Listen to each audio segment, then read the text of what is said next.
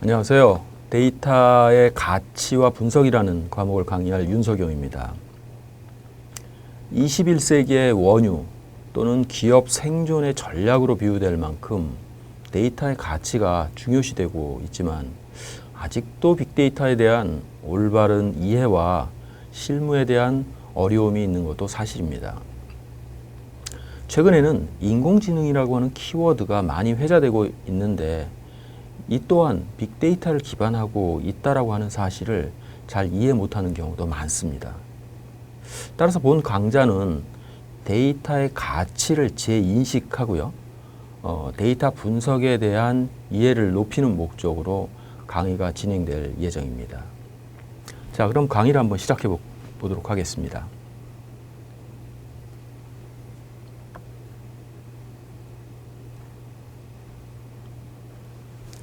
본 강좌에서 말씀드릴 순서는 첫 번째 모듈에서는 데이터의 가치와 그 가치의 재발견입니다. 기업의 어떤 생존과 그 기업의 미래 가치에서 데이터가 갖는 의미를 사례를 여러 들어서 설명해 보려고 합니다. 두 번째 모듈에서는 빅데이터를 기반으로 제4차 산업혁명을 이해해 보려고 합니다.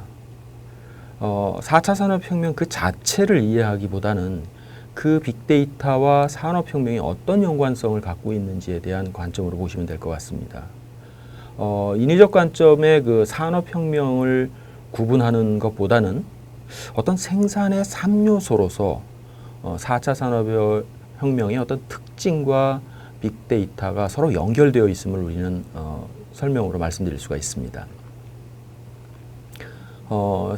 세 번째는 빅데이터에 대한 이해입니다.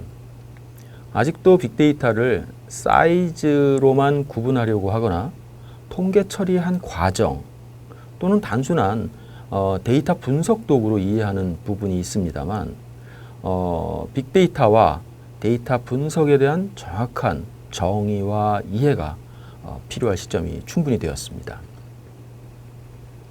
네 번째 모듈에서는 의미 있는 데이터 분석을 위해서는 데이터 전문가, 즉 데이터 사이언티스트가 그 중심에 있고요.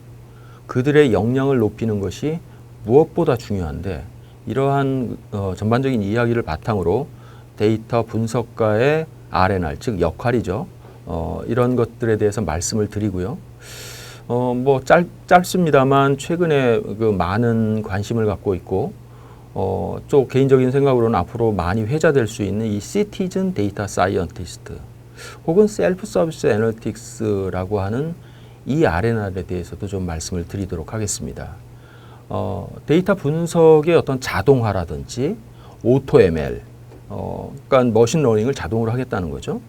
그 다음에 기계학습과 인공지능의 구현, 이런 것들이 자동화가 되고 또 이거 가속화되면 더욱더 이런 시티즌 데이터 사이언티스트 혹은 셀프 서비스 애널리틱스라고 하는 컨셉과 제품들이 많이 나올 것으로 예상을 하고 있습니다.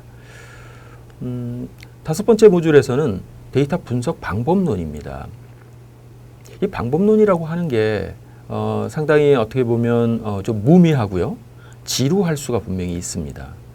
그러나 분석 방법론의 프레임워크를 이해한다는 것은 분석에 앞서서 대단히 중요한 내용이고요.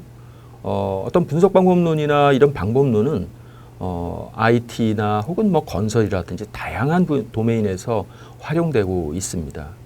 빅데이터 분석 프로젝트에서도 관련된 모든 그 관계자들이 이 방법론이라고 하는 것을 공유할 필요가 있고요. 그래서 이번 그 모듈에서는 단계별로 어떤 이슈들이 있는지에 대한 설명을 쭉 전개해 보도록 하겠습니다. 여섯 번째 모듈에서는 빅데이터 분석의 첫 번째 단계인 기획과 데이터 수집이라고 하는 것을 갖고 설명을 좀 드릴 겁니다. 기획은 빅데이터에서 뿐만 아니라 모든 분야에서 중요하죠. 특히나 아직도 이 빅데이터 분석, 머신러닝, 인공지능 이런 것들을 아트로 인식하는 경우가 있습니다. 데이터 분석에서의 기획은 보다 구체적일 필요가 있고요. 이런 것들이 실용적으로 구현될 수 있는 기획이 절대적으로 필요합니다.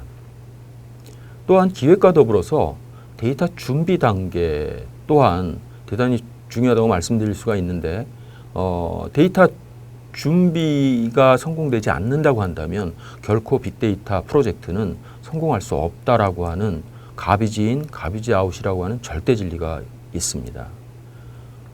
데이터가 준비되지 않는 무리한 빅데이터 프로젝트는 성공을 확신할 수가 없습니다.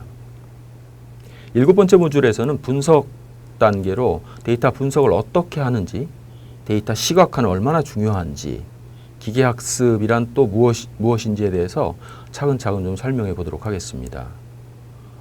8번째 모듈에서는 빅데이터 분석 결과에 대한 시스템화 혹은 만든 모형을 어떻게 평가하고 전개할 것에 대한 얘기를 간단하게 좀 정리를 해보고요. 9번째에서는 빅데이터 프로젝트가 과연 어떤 성공 요소가 준비돼야지 가능한 건지 이런 것들에 대한 내용을 짧게 정리해 보도록 하겠습니다.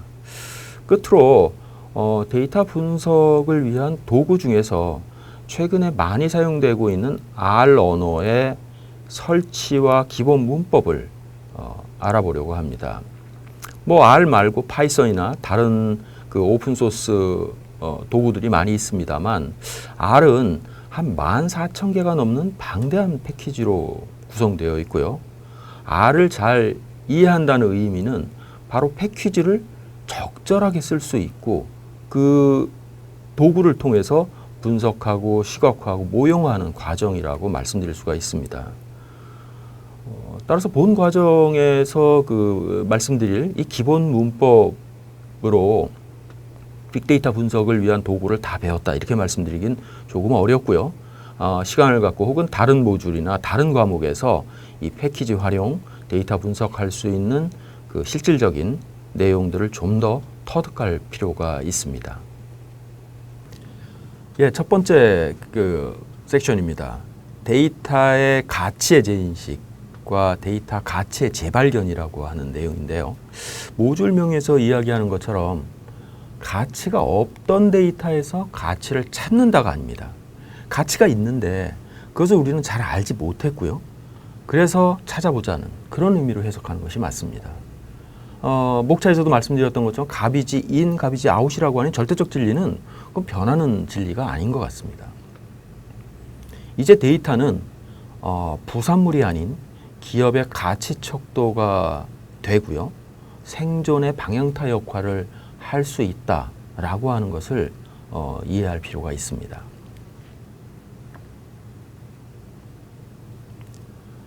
여기 에덴이라고 하는 작은 스타트업 컴퍼니가 있습니다.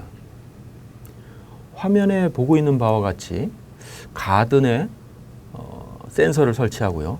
토양의 어떤 영양분, 습도, 온도 등을 이렇게 측정해서요. 이 데이터를 스마트폰 앱이나 PC로 전달하는 뭐 아주 전형적인 IoT 디바이스를 판매하는 그런 그 에딘의 비즈니스 모델은 너무나 평범해 보입니다. 사용된 기술도 보시게 되면 뭐 와이파이 통신 정도 들어가 있을 것 같고요. IoT 센서, 뭐 태양광 배터리, 모바일 앱, 뭐 이 정도가 전부로 보입니다. 이 기업의 기술적 진입 장벽은 그렇게 높지 못하고요. 비즈니스 모델 또한 그렇게 특별해 보이지는 않습니다. 그런데 만약 이 기업의 비즈니스 모델을 다음과 같이 바꾸면 이거 이야기가 달라질 수 있다는 거죠. 디바이스를 전략적인 가격으로 판매를 합니다. 그러니까 뭐 상당히 낮은 가격으로 판매하겠다는 그런 의미겠죠. IoT 디바이스에서 측정된 그 토양 정보를 에딘이 운영하는 혹은 뭐 클라우드 시스템에 수년간 모으게 됩니다. 그리고 이 데이터를 활용할 수 있는 서비스를 개발한다면 이건 어떻게 될지 상당히 상상이 안 되는 부분이 좀 있을 수가 있습니다. 만약 단순히 센서와 앱을 공급하는 그 제품 판매가 아닌 상상하기 쉽지 않은 부가가치가 높은 데이터 서비스 회사가 될 수 있다라고 하는 가능성을 충분히 갖고 있는 그런 기업의 비즈니스 모델이 될 수가 있다라고 하는 거죠.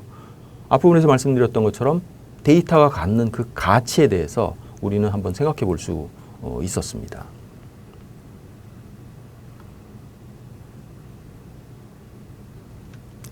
자, 두 번째 사례는 구글입니다. 직원이 한 300명 정도 되는 그 네스트라고 하는 역시 작은 스타트업 컴퍼니를 당시 3조 2천억 달러의 M&A를 하게 되죠. 금년도 우리나라 연도 국가 예산이 470, 80조, 뭐 추경하면 한 500조가 될지 모르겠습니다만 한 1%에 가까운 엄청난 금액이고요. 당시 그 유튜브의 인수 가격의 2배 정도 되는 상당히 큰 금액입니다. 이 네스트의 온도 이 조절 장치와 화재 감지기 기술은 역시 에딘에서와 보는 바와 같이 뭐 와이파이 정도 들어가 있을 것 같고요. 칼라 스크린, 그 다음에 클라우드 시스템, 그 다음에 뭐 머신러닝과 관련된 조금 알고리즘, 이런 것들이 들어가 보이는 그렇게 특이해 보이지 않는 디바이스입니다. 구글이 무모해 보이는 이러한 M&A를 당시 국내외 언론에서는 향후 큰 시장이 형성될 것으로 예상되는 가정의 IoT 허브와 관련된 기술 확보로 해석을 하고 있습니다. 물론 그럴 수 충분히 있죠. 그런데 실내 온도 조절 장치를 집에 IoT 허브로 생각하기에는 이거 좀 많은 그 경쟁자들이 존재합니다. 예를 들어서 뭐 냉장고도 생각해 볼 수가 있고요. TV, 뭐 셋탑박스, 최근에 또 인기를 끌고 있는 AI 스피커 등이 전부 다 가정의 IoT 허브가 될 수 있다라고 하는 거죠. 그래서 구글의 M&A를 설명하기에는 이 뭔가 부족해 보입니다.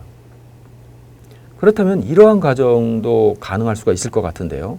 구글은 이 온도 조절 장치가 설치되어 있는 이 모든 가정의 실내 온도에 대한 변화, 이런 것들 데이터로 다 확보하고요. 이를 응용할 서비스를 기획한다. 그런 차원에서 M&A다. 라고 가정한다면 이건 충분히 가능성이 있습니다. 데이터의 가치를 중요하게 생각하고 있었던 구글의 기업 전략과 크게 다르지 않다라고 하는 거죠.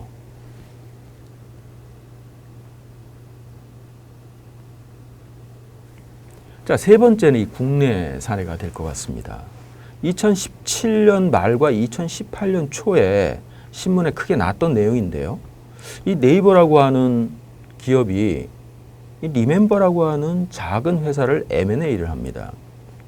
네이버는 뭐 잘하는 국내 IT 기업이죠. 리멤버는 명함 관리를 하는 뭐 조금 알려질 수도 있고 그렇지도 않은 그런 작은 스타트업 컴퍼니입니다. 그런데 네이버는 100억의 투자를 하게 됩니다. 국내 스타트업 환경에서 100억은 결코 작은 돈이 아니거든요. 그렇다면 네이버의 투자 목적은 무엇으로 생각할 수 있을까요? 네이버는 리멤버의 기술도 업역이 갖는 어떤 그 가치보다는 리멤버가 갖고 있는 그 비즈니스 카드, 즉 우리가 명함이죠. 이 명함 데이터에 있다고 생각해 볼 수가 있습니다. 우리가 무심코 주고받는 명함, 그곳에 있는 정보는 뭐 대단히 많이 있습니다. 뭐 혹자는 명함 하나에 50개 정도의 정보를 갖고 있다라고 얘기를 하고 있는데요. 근데 여기서 중요한 정보가 하나 더 있습니다. 바로 이 명함 자체에 갖고 있는 그 속성 정보도 중요하지만 명함과 명함을 주고받았던 그 커넥션 정보입니다. 즉 네트워크 정보라고도 할 수 있는데 이 네트워크 정보의 완성은 각 엔터티, 즉 노드의 정보만큼 중요한 것이 노드를 연결하는 방향성을 갖고 있는 이 엣지라고 하는 정보입니다. 이러한 정보를 갖고 있는 리멤버라면 네이버가 투자하는 게 결코 잘못된 의사결정이라고 말하기는 어려울 것 같습니다. 역시 네이버도 데이터의 가치를 충분히 알고 있는 국내 굴지 IT 회사라고 볼 수가 있기 때문입니다.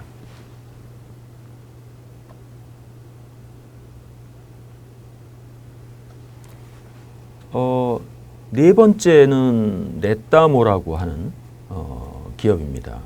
뭐 기업의 혹은 가정의 기상청이라고 하는 닉네임을 좀 갖고 있는 IoT 제품이죠. 가정 주부의 그 폐암 사망률이 남성과 큰 차이가 없다라고 하는 그 신문 기사가 아마 몇 차례 나왔습니다. 이유는 뭐 담배는 아니죠, 분명.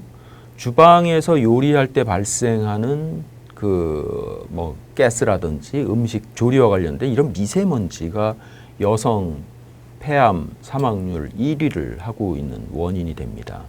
뭐 주 원인이겠죠. 넷다모를 주방이 간단하게 설치하게 되면요, 그 주방의 온도, 습도, 공기 오염 정도를 이게 측정을 해서 스마트폰으로 알려주는 뭐 대표적인 IoT 제품이죠.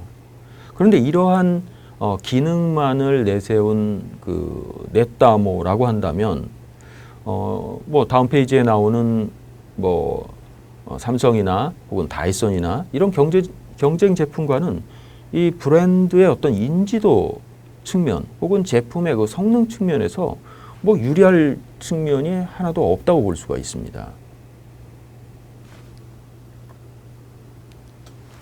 실내 공기 정화와 관련된 국내외 가전제품의 홈페이지를 들어가 보면요, 뭐 슬라이드에 나와 있는 것은 다이슨 같은 경우에 99.9%의 성능을 자랑하고 있고요. 다양한 디자인의 제품들이 소개되고 있습니다. 어쩌면 기능 면에서는 넷다모보다 훨씬 뛰어나고요. 가격 경쟁력도 있습니다. 넷다모에 비해서 비교 우위가 있음을 우리는 분명히 알 수가 있는데, 여기서 우리는 넷다모의 미래 가치를 예단할 수 있는 경쟁 회사 제품에는 찾기 힘든 그런 웹페이지가 있음을 발견할 수가 있습니다. 바로 이 페이지입니다. 넷다모를 그 설치한 가정에서 측정된 여러 가지 온도, 습도, 강수량, 풍속, 공기 오염 정도를 웹에 이렇게 표시를 해주고 있죠. 뭐 측정된 정보를 보여주는 것이 IT 측면에서는 그렇게 대단하다고 보기는 어렵습니다만, 우측에 나와 있는 그 내용의 일정 부분이 예측이 된다는 거죠. 온도를 예측한다는 겁니다. 뭐 예를 들어서 기상 예측 선진국들도 아무리 그 정확한 일기예보를 한다 하더라도 그 가정마다 설치되어 있는 그런 그 측정된 정보, 기상 정보죠. 이런 것들을 이용해서 일기예보를 하는 것은 사실상 어려울 수가 있습니다. 근데 만약 넷다모가 이러한 정보를 뭐 1년, 5년, 10년, 뭐 20년 이렇게 다 모아 놓게 된다고 한다면 이 회사가 할 수 있는 거는 이건 상상을 초월할 수가 있습니다. 지금까지는 쉽게 상상하기 어려운 엄청난 부가가치 있는 그런 서비스를 만들 수 있다, 이렇게 말씀드릴 수가 있습니다. 10년 전 글로벌 시가총액 상위 기업은 엑손모빌, GE, 공상은행, 주로 그 금융과 제조 기업이 그 중심에 있었습니다. 근데 10년이 지난 1919년 현재 지금의 10대 상위 기업을 살펴보면요, 애플, 구글, 아마존, 페이스북, 텐센트 등 모두 플랫폼과 컨텐츠, 즉 데이터를 갖고 있는 기업들이 그 중심에 있음을 알 수 있습니다. 기업의 가치와 순위가 그 기업이 갖고 있는 데이터의 질과 양에 있다고 한다면 이건 너무 확대된 해석이라고 할 수 있을까요? 물론 그렇게 말을 할 수도 있습니다만 저는 그 말에 동의가 쉽지가 않습니다. 이제는 제조업도 제품을 생산하고 판매하는 것으로만 사업 영역을 한정한다면 결코 글로벌 컴퍼니가 될 수 없고, 프로덕트와 데이터를 같이 서비스할 수 있는 기업만이 생존할 수 있음을 이해할 필요가 있습니다. 우리가 뒷부분에 4차 산업혁명과 빅데이터를 좀 연결해서 설명할 때도 이 서버타이제이션이나 프로덕타이제이션이라고 하는 단어가 좀 나오게 되는데, 그 컨셉 또한 프로덕트와 데이터가 하나의 서비스라고 하는 개념입니다. 그동안 우리는 고품질 저가격의 프로덕트를 만드는 것을 목적으로 했고요. 그 목적 중에 만들어지는 혹은 부산물로 나오는 데이터는 그 가치를 그렇게 중요시하지 않았습니다. 이제는 프로덕트와 데이터가 하나의 서비스라고 하는 사실을 우리는 분명히 이해할 필요가 있습니다. 지금까지 그 여러 기업에서 말씀드렸던 그 IoT라고 하는 그 요소 기술일 텐데요. 이 IoT를 위키피디아에서 찾아보면 다음과 같이 정의를 내리고 있습니다. 이 IoT, 인터넷 오브 띵스라고 하는 건데요. 전자제품으로서 소프트웨어나 센서, 연결장치로 구성된 사물에 임베디드된 디바이스라고 하면서 IoT의 궁극적인 목적은 사람과 사물, 사물과 사물 간의 데이터 교환을 통해서 가치를 증대하는 것이 그 목적이다 라고 위키피디아에서 정의를 내리고 있습니다. 어떤가요? 이 IoT를 데이터의 활용과 응용보다는 센서나 임베디드 시스템으로만 만약 한정한다면 우리는 IoT를 정확하게 이해하고 적용하고 있다고 보기 어렵습니다. IoT를 이용해서 나오는 데이터를 얼마나 활용할 수 있느냐, 얼마나 응용할 수 있느냐가 대단히 중요한 IoT의 기술이다라고 말씀드릴 수가 있습니다.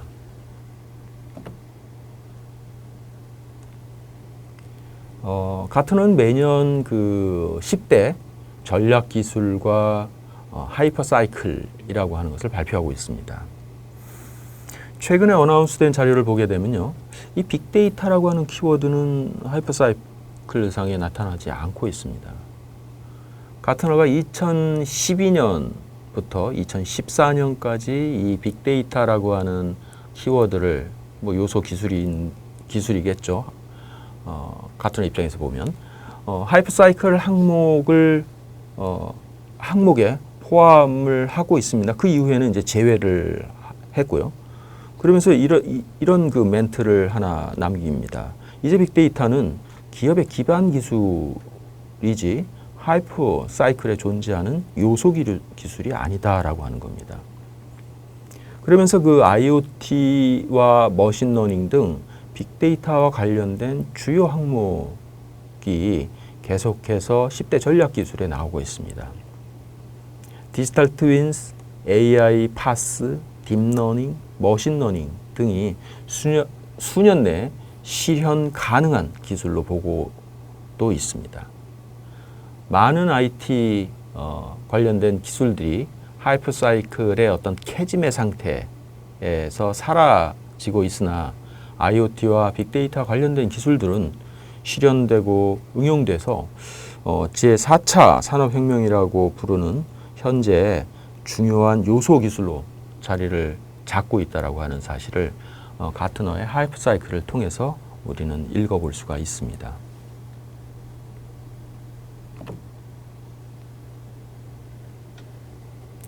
얼마 전 우리나라에서 개최했던 그 아시안 리더스 컨퍼런스에서 알리바바의 그 마윈 회장이 이런 이야기를 했습니다.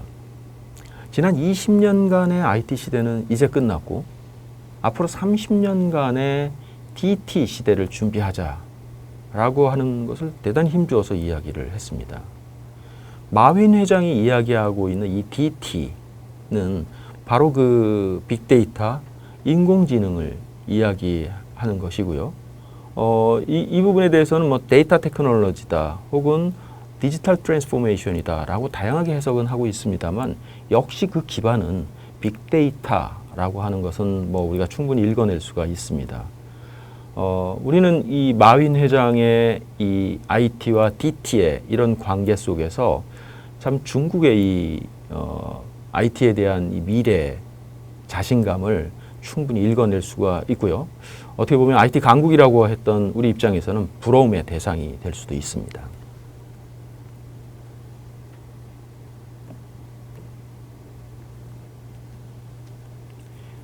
빅데이터에서 빅을 데이터의 크기를 표현하는 어떤 그 수식어로 보아서는 빅데이터와 빅데이터 분석, 빅데이터 기술 이런 것들을 정확하게 설명하기가 어렵습니다.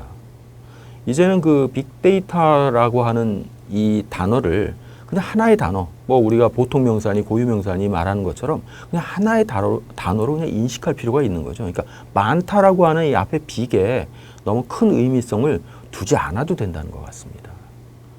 최근에는 빅데이터를 넘어서 뭐 스마트 데이터, 패스트 데이터 등등 뭐 이런 얘기도 많이 하고 있고요. 뭐 앞부분에서 얘기했던 것처럼 DT도 뭐 데이터 테크놀로지 혹은 뭐 디지털 트랜스포메이션이다라고 하면서 상당히 많은 그 해석들을 해내고 있습니다. 어느 학자는 이 페타바이트 이상의 데이터를 빅데이터로 보고 있는데요.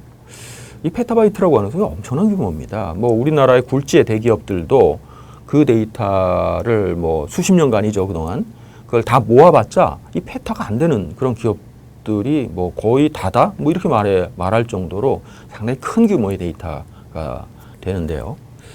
또한 그 1년에 한 30%씩 이 데이터가 증가하고 있는 현실에서 오래지 않아 이제 그 전산실의 뭐 전체 데이터도 여러분이 그 항상 들고 다니고 있는 그 USB 메모리 스틱 안에 다 담을 수도 있습니다. 그렇다면 그 일단 크기로서만 만약 빅데이터를 자꾸 이해하려고 하고 그거 기반에 의한 빅데이터 분석, 빅데이터 기술을 뭐 이렇게 나누기 시작한다고 한다면 이거는 현재 기준으로 보면 약간 좀 무의미하다고 말씀드릴 수가 있습니다.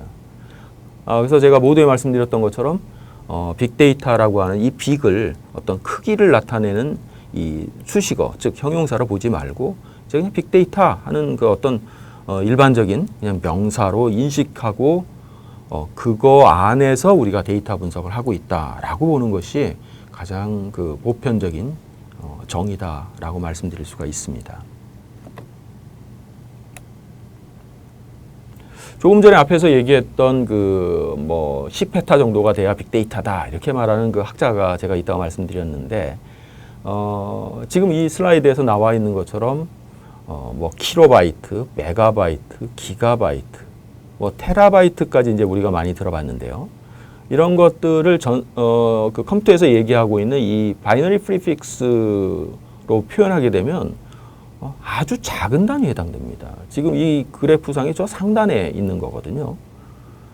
또 이 지구상에 있는 모든 디지털 데이터를 다 합치면 제타바이트라고 하는 학자도 있습니다. 계산하기 쉽지 않습니다만 하여튼 그 학자의 그 이야기를 그대로 믿는다 하더라도 이 바이너리 프리픽스로 보면 결코 이게 큰 단위가 아닙니다. 따라서 그 데이터의 그 어떤 크기로서만 즉 사이즈로서만 빅데이터를 구분하는 것은 옳지 않고요. 현재 있는 데이터를 이용해서 우리는 빅데이터 분석 방법들로 데이터를 분석하겠다. 뭐 이런 식의 접근이 더 타당하다라고 말씀드릴 수가 있습니다.